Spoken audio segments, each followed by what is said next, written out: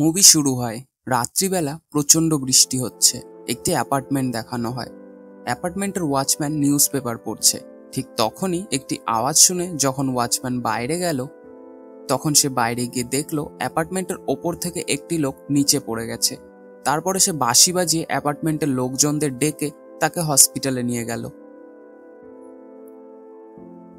পরের দিন এই ঘটনার ইনভেস্টিগেশন করতে মারুতি নামের একজন পুলিশ অফিসার আসে। সে একটু খোঁজাখুঁজি করলে ডেকোরেশনের একটি ছোট ঘন্টা খুঁজে পায়।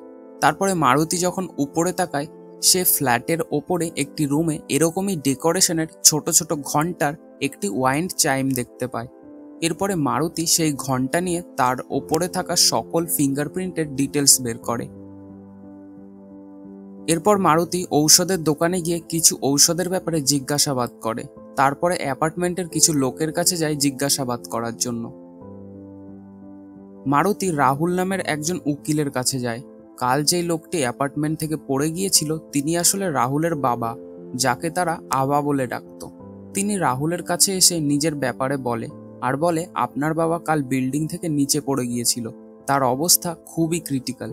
এখন এই কেস সিবিআই এর আন্ডারে চলে এসেছে, সেটারই ইনভেস্টিগেশন করতে আমি এখানে এসেছি। আপনি পুলিশকে যেই স্টেটমেন্ট দিয়েছেন সেই স্টেটমেন্টের ওপরে আমার ডাউট রয়েছে, তাই আমি ওই ঘটনার সত্যিটা জানতে চাই। আপনারা সবাই লোনাওয়ালা গিয়েছিলেন, আমি সেখানে যাওয়ার আগে কি হয়েছিল আর সেখানে যাওয়ার পরে কি হয়েছিল সেটা জানতে চাই। এরপরে রাহুল লোনাওয়ালা যাওয়ার আগে কি কি হয়েছিল সেটা মারুতিকে বলে। এখানে বলে দিই, রাহুলের বাবার চরিত্রেও নানা পাটেকর স্যারই অভিনয় করেছেন। এটার কারণ আমি নিজেও জানি না, তবে আমার ডাউট হতে পারে মুভির বাজেটের জন্য। সে যাই হোক, মুভিতে ফেরা যাক। রাহুলের বাবা মানে আবা বাড়িতে একা থাকতো, এই জন্য সে নিজের আত্মীয় স্বজন বন্ধু বান্ধব সবাইকে কল করে নিজের সময় কাটাতো। রাহুলের স্ত্রী, যার নাম ভক্তি, সে একটি কলেজে লেকচারারের কাজ করত, আর রাহুল একজন উকিল, যেটা আমি আগেই বলেছি। তাই জন্য তারা দুজন বাইরের কাজে ব্যস্ত থাকতো আর আবা বাড়িতে একাই সময় কাটাতো। একদিন ভক্তির তার কলেজের মিটিং এর কারণে বাড়িতে আসতে একটু দেরি হয়ে যায়। তাই জন্য আবা আত্মীয় স্বজনদের ফোন করে তার দেরি হয়ে যাওয়ার কারণ জিজ্ঞাসা করে ও তাদেরকে এটাও বলে যে সে দেরি করে বাড়ি ফেরে। ভক্তি রাহুলকে আর আবাকে ফোন করে এটা বলার চেষ্টাও করেছিল, কিন্তু কাউকেই ফোনে না পাওয়ায় সে কাউকেই কিছু বলতে পারেনি। এই কথা নিয়েই ভক্তি, রাহুল আর আবার মধ্যে কথা চলছিল। ঠিক তখনই সবার ফোনেই কল আসা শুরু হলো। কল রিসিভ করলে একই কথা সবাইকে জিজ্ঞাসা করা হলো, ভক্তি বাড়িতে ফিরেছে কিনা। এমনকি ভক্তির ছেলেকেও আবা কল করে এইসব কথা বলেছিল। ভক্তি এটা শুনে অনেক রেগে যায়। ভক্তি আবার ওপরে রেগে গিয়ে তার সাথে উঁচু গলায় কথা বলে। ভক্তি বলে, আমি সবাইকে ফোন করে এটা বলার চেষ্টা করেছি যে আমার একটু দেরি হবে, আর তাছাড়া একদিন একটু দেরি কি হয়েছে, আপনি তো পুরো বাড়ি মাথায় করে নিয়েছেন, সবাইকে ফোন করে জিজ্ঞাসাবাদ করেছেন। আর অন্যদিকে রাহুল এখন না তো তার বাবার হয়ে কথা বলতে পারবে আর নাই তার স্ত্রীর হয়ে কথা বলতে পারবে, তাই সে দুজনার মাঝখানে সবসময় ডিপ্রেশনে থাকে। ভক্তি আর আভা মানে ভক্তির শ্বশুর, দুজনার মধ্যে কোনো না কোনো কথা নিয়ে বেশিরভাগ সময় ঝগড়া চলতেই থাকতো। পরের দিন রাহুল তার বন্ধু নিতিনের সাথে দেখা করে। রাহুল নিতিনকে সবকিছু বলে দুঃখ প্রকাশ করে। রাহুল বলে, আমার বাবা আর আমার স্ত্রী সব সময় কোনো না কোনো ব্যাপার নিয়ে ঝগড়া করতেই থাকে, আর আমি তাদের মাঝখানে এমনভাবে ফেসে আছি, আমি কারোর ব্যাপারেই কিছু বলতে পারি না, কারোর পক্ষ নিয়েই কিছু বলতে পারি না। নিতিন তখন রাহুলকে বলে, তুই তোর স্ত্রী আর তোর বাবা তিনজনা মিলে কোথাও ঘুরে আয়, তাহলে একটু মাইন্ড ফ্রেশ হয়ে যাবে। নিতিনের কথা শুনে রাহুল তার ফ্যামিলিকে নিয়ে লোনাওয়ালা ঘুরতে গিয়েছিল। এইসব কথা শুনে মারুতি রাহুলকে বলে, লোনাওয়ালা ঘুরতে গিয়ে তোমাদের সাথে কি হয়েছিল? রাহুল তখন মারুতিকে বলে, সেটা আমাদের ব্যক্তিগত পারিবারিক ব্যাপার, এই বিষয়ে আমি কোনো কিছুই বলতে চাই না, আর আমিও একজন উকিল, আমি জানি কোন বিষয়গুলো নিয়ে কথা বলতে হয়। লোনাওয়ালা ঘুরতে যাওয়ার সাথে আমার বাবার বিল্ডিং থেকে পড়ে যাওয়া, এই দুটোর মধ্যে কোনো সম্পর্কই নেই। এসব কথা শুনে মারুতি সেখান থেকে বেরিয়ে যায়। বাইরে গিয়ে মারুতি ভক্তি মানে রাহুলের স্ত্রীকে ফোন করে। মারুতি তার সাথে একজন রিপোর্টার হিসাবে কথা বলে আর তার সাথে এই কেস নিয়ে সামনাসামনি দেখা করার জন্য বলে। অন্যদিকে রাহুল নিতিনের কাছে গিয়ে নিতিনকে এইসব কথা বলে। এই কেসটা এখন সিবিআই হ্যান্ডেল করছে। নিতিন তখন একটু অবাক হয়ে রাহুলকে বলে, এই ছোটখাটো কেসটা সিবিআই কেন হ্যান্ডেল করছে? এটা তো শুধুমাত্র একটা ছোটখাটো অ্যাক্সিডেন্টের কেস। সে যাই হোক, তুমি কিন্তু পুলিশ অফিসারকে কিছুই বলবে না। তারপরে রাহুল চলে গেলে নিতিন ভক্তিকে কল করে। তাকে কল করে বলে, এই অ্যাক্সিডেন্টের কেসটা এখন সিবিআই হ্যান্ডেল করছে, তাই তোমার কাছে মারুতি নামের একজন সিবিআই অফিসার যেতে পারে, তুমি কিন্তু তাকে কোনো কিছুই বলবে না। এরপর মারুতি আর ভক্তি দেখা করে। মারুতি ভক্তিকে বলে যে আমার নাম প্রকাশ আর আমি একজন সাংবাদিক। আসলে আমাদের নিউজ পেপারের জন্য এই কেসটা নিয়ে ছোটখাটো তথ্য দরকার ছিল। আমি এই ব্যাপারেই কিছু জিজ্ঞাসাবাদ করব। আমি আপনার স্বামী রাহুলের কাছেও গিয়েছিলাম, তার সাথেও কথা বলেছি। রাহুল আমাকে বলেছে আপনার শ্বশুর আপনার সাথে কেমন ব্যবহার করত, কেমনভাবে আপনার সাথে সবসময় ঝগড়া করত। এরপর আপনারা যখন লোনাওয়ালা ট্রিপে গিয়েছিলেন সেই সব কিছুই আমাকে বলেছে, কিন্তু আমি আপনার দিক থেকে জানতে চাই আপনার বক্তব্য কি। তারপরে দেখানো হয় রাহুল, ভক্তি আর আভা নিজেদের প্ল্যান মোতাবেক লোনাওয়ালা ঘুরতে বের হয়। সারা রাস্তায় আভা আর ভক্তি দুজনার মধ্যে কিছু না কিছু ব্যাপার নিয়ে ঝগড়া লেগেই রয়েছে। এই জন্য রাহুল মাঝে মধ্যে গাড়ি থামিয়ে এই সব কথা তার বন্ধু নিতিনকে বলে। তো এইভাবেই তারা কোনো রকমে লোনাওয়ালা পৌঁছে যায়। রাতে রাহুল আর আভা সময় কাটানোর জন্য তাস খেলছিল, কিন্তু তখনই ভক্তি আসে। ভক্তি সেখানে আসলে ভক্তি আর আবার মধ্যে আবার একটা ঝামেলা শুরু হয়। তখন আবা ভক্তিকে বলে তোমাদের দুজনের একটা মাত্র সন্তান, কিন্তু তোমরা তাকেও সামলাতে পারো না, যার জন্য তোমরা তাকে হোস্টেলে পাঠিয়ে দিয়েছো। আমার তো ইচ্ছে করে আমার নাতির সাথে সময় কাটাতে, আমার নাতির সাথে খেলতে, কিন্তু তোমরা তাকে আমার থেকে দূরে রেখে দিয়েছো। তোমরা যদি না পারো তাহলে আমি তার খেয়াল রাখবো। এইভাবেই আবা একটু ইমোশনাল হয়ে সেখান থেকে চলে যায়। এরপর ভক্তি মারুতিকে বলে পরের দিন আমি জানতে পারলাম যে আমার এক সহকারীর ছেলের মৃত্যু হয়ে গিয়েছে, তাই জন্য আমাকে ঘোড়া ক্যান্সেল করে তাড়াতাড়ি বাড়ি ফিরে আসতে হলো। রাহুল আর আবার দুজনা লোনাওয়ালাতেই ছিল। দুদিন পরে তারাও ফিরে এলো। বাড়িতে আসার পরে আমাদের মধ্যে তেমন কোনো ঝামেলা হয়নি। আর যেদিন এই ঘটনা ঘটেছিল সেই দিন আমি আর রাহুল বাইরে গিয়েছিলাম ডিনার করতে। ডিনার করে বাড়ি আসতে আমাদের অনেক দেরি হয়ে গিয়েছিল। বাড়িতে এসে আমি দেখলাম যে আবা মানে আমার শ্বশুরমশাই রেলিংয়ে দাঁড়িয়ে ড্রিঙ্ক করছে। তারপর আমি প্রতিদিনের মতো তাকে ইনসুলিনের ইনজেকশন দিলাম। এরপর রাহুল তার বাবার কাছে গেল। রাহুল দেখলো যে তার বাবা সেখানেই ঘুমিয়ে পড়েছে। তারপর আমি আর রাহুল দুজন মিলে টিভি দেখছিলাম। ঠিক তখনই ওয়াচম্যানের বাঁশির শব্দ শুনে বাইরে গিয়ে দেখলাম আমার শ্বশুর মানে আবা নিচে পড়ে আছে আর আমাদের রেলিংটা ভাঙা। হয়তো রেলিং ভেঙে যাওয়াতে আমার শ্বশুর নিচে পড়ে গিয়েছে। ভক্তির বক্তব্য নেওয়ার পরে মারুতি সেখান থেকে চলে যায়। রাহুল বাড়ি ফিরে আসলে ভক্তি রাহুলকে বলে যেই রিপোর্টারটা তোমার কাছে গিয়েছিল তার নাম প্রকাশ ছিল তাই না, সে আমার কাছেও এসেছিল। রাহুল তখন ভক্তিকে বলল আমার কাছে তো কোনো রিপোর্টার আসেনি। ভক্তি তখন রাহুলকে মারুতির চেহারার বর্ণনা দেয়। রাহুল তখন বুঝতে পারে ও ভক্তিকে বলে আরে উনি একজন সিবিআই অফিসার, উনি কোনো সাংবাদিক নয়, আর ওনার নাম প্রকাশও নয়, ওনার আসল নাম মারুতি। এই কথাবার্তার মধ্যেই মারুতি সেখানে পৌঁছে যায়। মারুতি সেখানে পৌঁছে ভক্তি আর রাহুলকে বলে লোনাওয়ালার ট্রিপে কিছু তো এমন ঘটেছিল যেটা তোমরা দুজন আমার থেকে লুকোচ্ছ। মারুতি ভক্তিকে বলে আপনি বলেছিলেন আপনার সহকারীর ছেলে মারা গিয়েছে, কিন্তু আমি ইনভেস্টিগেশন করে দেখলাম আপনার সহকারীর কোনো ছেলেই নেই। তারপরে রাহুল মারুতিকে বলে আমি একজন উকিল আর আমি জানি কেসের ইনভেস্টিগেট কিভাবে করতে হয়, আর কোন কোন কথা বলতে হয় আর কোন কোন কথা বলতে নেই। এটা শুনে মারুতি সেখান থেকে চলেই যাচ্ছিল। ঠিক তখনই ভক্তি মারুতিকে ডাকে। তাকে ডেকে বলে আমি তো জানতামই না আপনি একজন সিবিআই অফিসার, আপনি এখানে বসুন, আমি আপনাকে সবকিছু সত্যি বলছি। আসলে আমাদের মধ্যে সবকিছু ঠিকঠাকই চলছিল, কিন্তু কিছুদিন পরে আবা মানে রাহুলের বাবার মনে হলো যে আমি তার আর রাহুলের মধ্যে দূরত্ব বাড়িয়ে দিচ্ছি। এই নিয়েই আমাদের মধ্যে কম বেশি ঝামেলা হতেই থাক, আর এই ঝামেলার কারণে আমি আমার ছেলেকে হোস্টেলে পাঠিয়ে দিয়েছি। আবা মাঝে মধ্যেই রাহুলের কানে আমার ব্যাপারে খারাপ খারাপ কথা বলতো, তাকে আমার ব্যাপারে আরো উত্তেজিত করে দিত। লোনাওয়ালা ট্রিপে যখন গিয়েছিলাম তখন আমি আর রাহুল একদিন ডিনারে গিয়েছিলাম। সেখানে আমি রাহুলকে বলি তোমার বাবা আমার ব্যাপারে সব সময় খারাপ খারাপ কথা বলে, আমার যে কোনো কথাই ওনার কাছে সব সময় খারাপই লাগে। আমি আমার ছেলের ভালো ভবিষ্যতের জন্য ওকে হোস্টেলে পাঠিয়েছি। আমি যেটাই করি না কেন তোমার বাবার কিছুই পছন্দ হয় না, তোমার কাছে সব সময় আমার ব্যাপারে নেগেটিভ কথাই বলতে থাকে। রাহুল তখন বলে তুমি আমার বাবাকে খারাপ ভাবছো, আসলে উনি একা একা থাকেন তো এই জন্য এরকম কথাবার্তা বলে, কিন্তু তুমি এরকম খারাপ ভেবো না, কারণ উনি এসব কথা মন থেকে বলে না, আর উনি তোমার ব্যাপারে কখনোই অতটাও নেগেটিভ কথা বলেনি। তখন ভক্তি রাহুলকে বলে আমি এসব কথা এমনি এমনি বলছি না, আমি এসব কথা তোমাকে প্রমাণ করেও দিতে পারি। আমি কিছু একটা বাহানা বানিয়ে বাড়ি চলে যাব, তুমি তখন তোমার বাবাকে ভালোভাবে আমার ব্যাপারে জিজ্ঞাসা করবে, তখন দেখবে উনি আমার ব্যাপারে শুধু নেগেটিভ কথাই বলবে। আমি তোমাদের দুজনকে আলাদা করে দিচ্ছি, তোমাদের মধ্যে দূরত্ব বাড়িয়ে দিচ্ছি।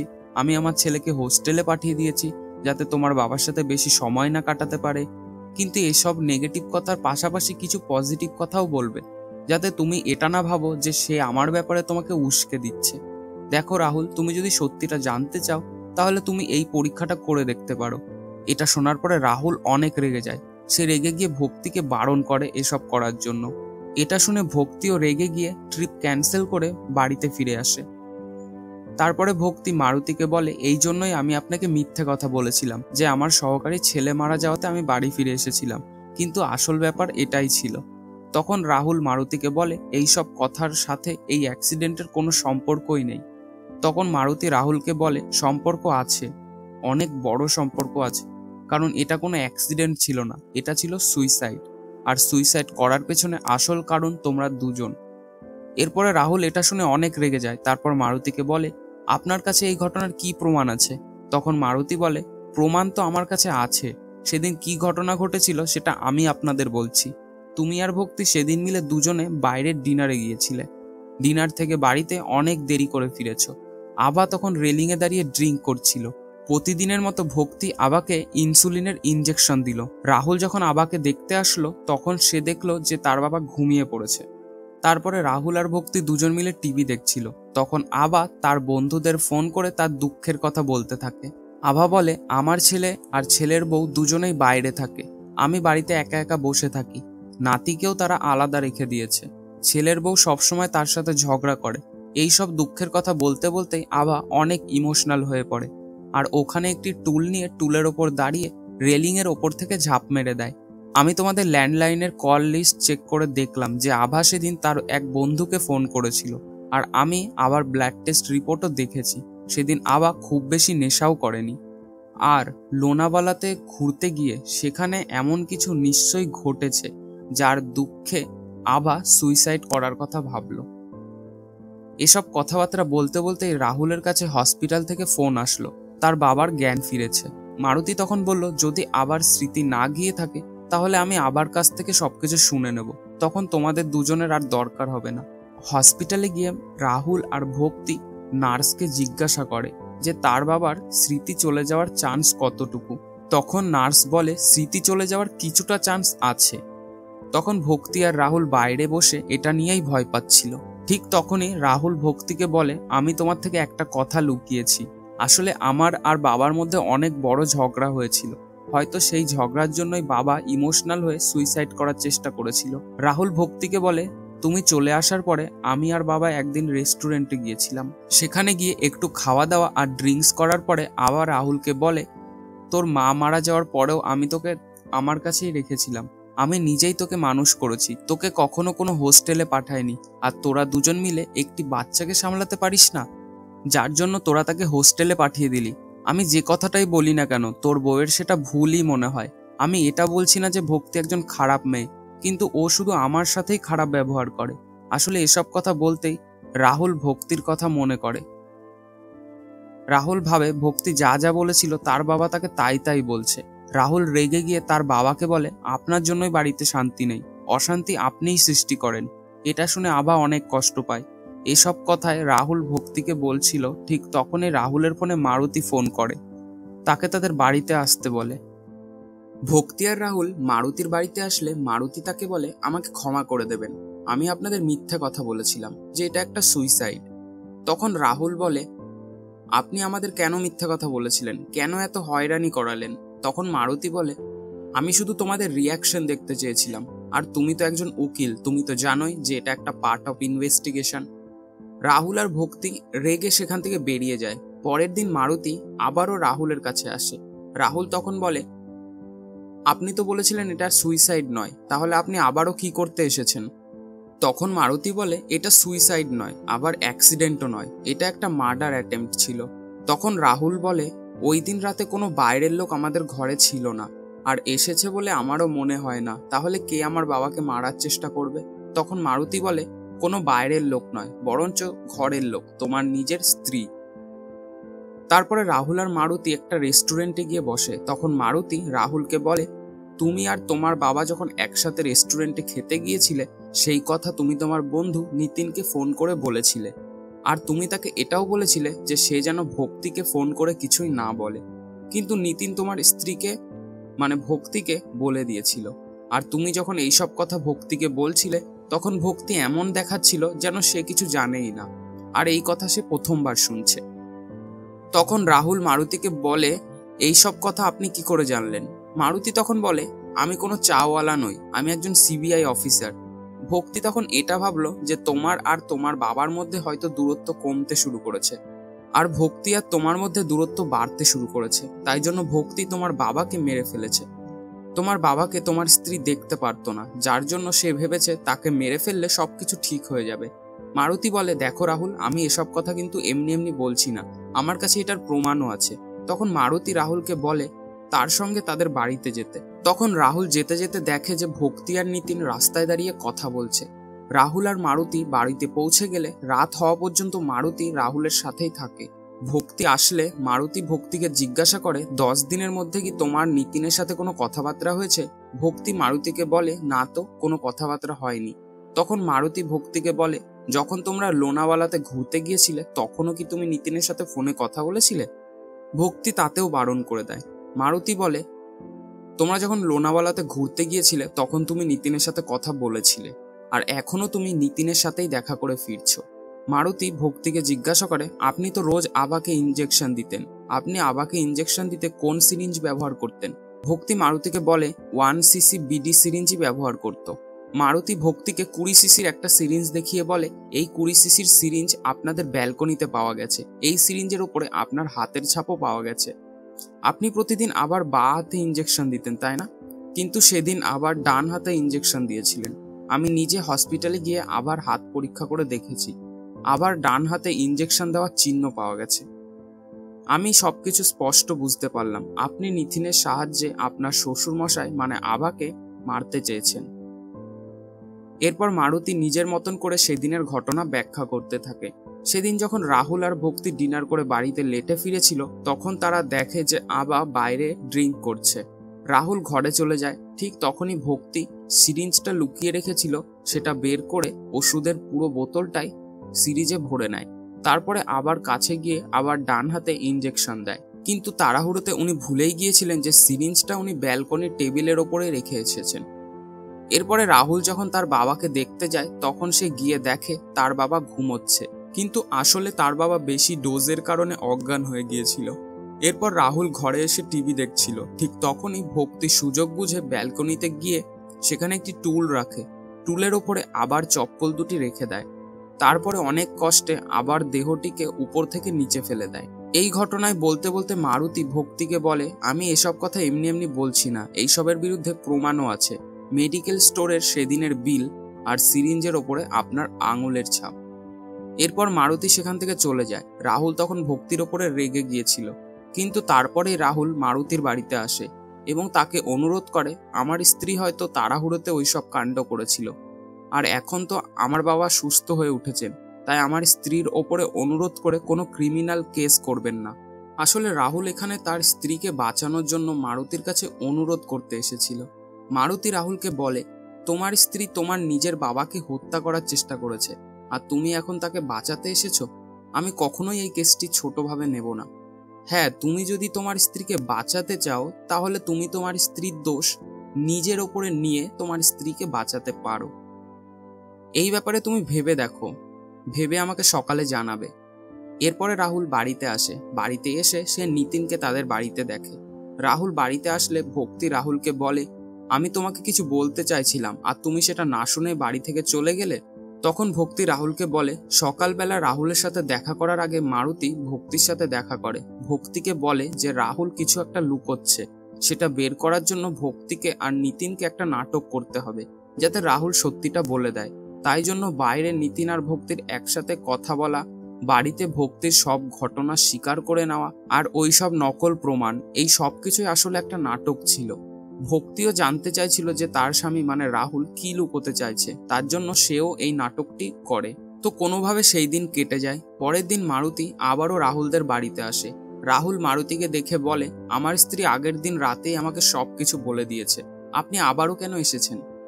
মারুতি বলে, হ্যাঁ, আসলে তোমার সত্যিটা বের করার জন্যই আমি তোমার স্ত্রীকে ওইসব নাটক করতে বলেছিলাম, কিন্তু তুমি তো সেটা স্বীকার করলে না। আমি তোমাকে অ্যারেস্ট করতে এসেছি, কেননা তুমি তোমার নিজের বাবাকে হত্যা করার চেষ্টা করেছিলে। এটা শুনে ভক্তি অবাক হয়ে যায়। তারপর মারুতি নিজের মতন করে আবার সেই ঘটনা বলতে থাকে। সেদিন তারা দুজন যখন ডিনার করে দেরি করে বাড়িতে ফেরে, ভক্তি প্রতিদিনের মতোই তার বাবাকে ইনসুলিন ইঞ্জেকশন দেয়। এরপরে ভক্তি ঘরে চলে যায়। ঘরে গিয়ে ভক্তি টিভি দেখছিল। ঠিক তখনই রাহুল তার বাবার কাছে আসে। তার বাবার দিকে তাকিয়ে এটা ভাবতে থাকে যে তাদের বাড়িতে অশান্তি তার বাবার জন্য, আর সে তার বাবাকে অন্য জায়গাতেও রেখে আসতে পারবে না, কারণ তাহলে আত্মীয় স্বজনরা, বন্ধু বান্ধবরা সবাই ভাববে যে কেমন ছেলে যে তার বাবার খেয়াল রাখতে পারে না। তাই জন্য সে তার বাবাকে ধস্তাধস্তি করে ওপর থেকে নিচে ফেলে দেয়। ধস্তাধস্তির সময় একটা কাচের গ্লাস পড়ে সেই গ্লাসে তার বাবার আবার পা কেটে যায়। তার বাবাকে নিচে ফেলে দেওয়ার পরে রাহুল রেলিংয়ের নাটগুলো খুলতে থাকে এবং খুলে রেলিংটা সেখানে ঝুলিয়ে দেয়, যাতে সবাই এটা ভাবে যে এটা একটা অ্যাক্সিডেন্ট ছিল। কিন্তু রাহুল একটা ভুল করেছিল, রেলিংয়ের নাটগুলো খুলে পাশেই রেখে দিয়েছিল। যদি এটা অ্যাক্সিডেন্ট হতো তাহলে কখনোই নাটগুলো পাশে গোছানো থাকতো না, আর ব্যালকনিতে রক্তের ছাপও পাওয়া গিয়েছিল। এইসব কথা বলেই মারুতি রাহুলকে গ্রেফতার করে নেয়। তারপরে পুলিশ স্টেশনে নিয়ে যায়, কিন্তু ভক্তি কোনো রকমে রাহুলের বেল করিয়ে নেয়। রাহুলের ভক্তি বাড়ি চলে গেলে তাদের বাড়িতে একটা লেটার আসে। তারা মারুতিকে ডাকে। মারুতি এসে লেটার পড়লে সেখানে লেখা থাকে, আমি তোমাদের দুজনার মধ্যে ঝগড়ার কারণ হতে চাই না। তোমরা যতক্ষণ এই চিঠিটা পড়বে ততক্ষণ হয়তো আমি আর থাকবো না। আমি চাই না আমার জন্য তোমাদের দুজনার মধ্যে কোনো ঝামেলা হোক, আর আমার মৃত্যুর জন্য কেউই দায়ী থাকবে না। চিঠিটা পড়ার পরে রাহুল আর ভক্তি অনেক আফসোস করতে থাকে। তারা ভাবতে থাকে যে তাদের বাবা তো তাদের ভালোর জন্যই কথা বলছিল, তাদের ভালোই ভাবছিল, কিন্তু সেটা তারা বুঝতে পারেনি। তারাই তাদের বাবার ভালো বোঝাটাকে খারাপভাবে নিয়েছিল। সেই দিন রাতেই মারুতি ভক্তিকে মেসেজ করে বলে যে আবা পুরো সুস্থ হয়ে গিয়েছে, আর যে চিঠিটা ওদের বাড়িতে এসেছিল সেই চিঠিটা আভা লেখেনি। মারুতি বলে প্রথমে আভার সাথে গিয়ে দেখা করতে, তারপরে তার সাথে দেখা করতে। রাহুল আর ভক্তি আভার সাথে দেখা করতে গেলে রাহুল যখন আভাকে জিজ্ঞাসা করে যে সেদিন রাতে কি হয়েছিল, তখন আভা বলে সেদিন রাতে ইনসুলিন নেওয়ার পরে আমি ঘুমিয়ে পড়েছিলাম। ঘুম থেকে উঠে দেখি রেলিংটা ঝুলে পড়েছে। তখন সেটা ঠিক করতেই আমি রেলিংয়ের নাটগুলো সব খুলে সেটাকে ঠিক করছিলাম।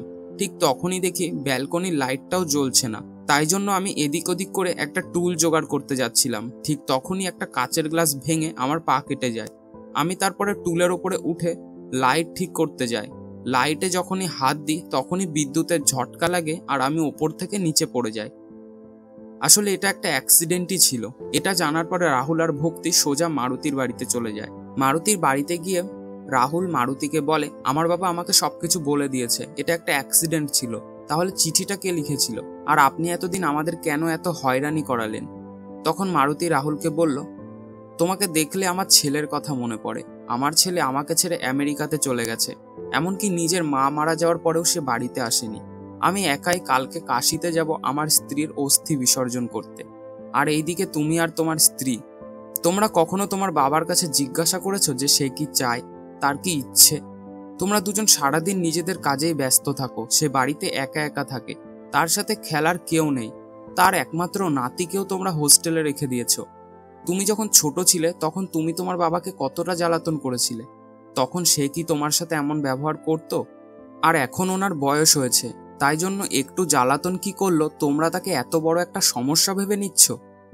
আমি যখন প্রথমবার এই কেসটার ইনভেস্টিগেশন শুরু করেছিলাম তখনই আমি বুঝে গিয়েছিলাম যে এটা একটা অ্যাক্সিডেন্ট।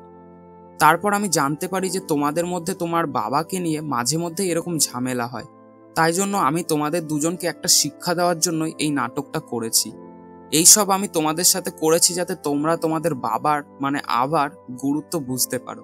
এসব কথা শুনে রাহুল মারুতিকে জড়িয়ে ধরে ধন্যবাদ জানায় ও তারপর নিজেদের বাড়িতে চলে যায়।